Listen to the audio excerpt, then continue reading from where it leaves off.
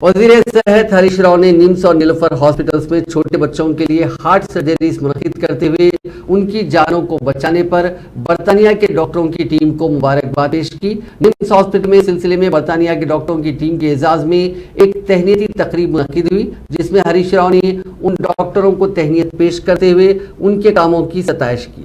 इस मौके पर खिताब करते हुए हरीश राव ने कहा कि रियासती हुकूमत की अपील पर बर्तानिया के डॉक्टरों की एक टीम इमराज क़ल्ब में मुतासिर छोटे बच्चों की सर्जरीज करने तेलंगाना का दौरा किया, जिस पर वो हुकूमत की तरफ से भी डॉक्टरों की टीम का शुक्रिया अदा करते हैं। उन्होंने बताया कि डॉक्टर वेंकट रमना की क़यादत में डॉक्टरों की टीम ने नीलोफर और निम्स हॉस्पिटल के डॉक्टरों के ताउन से 9 छोटे बच्चों की सर्जरी अंजाम दी।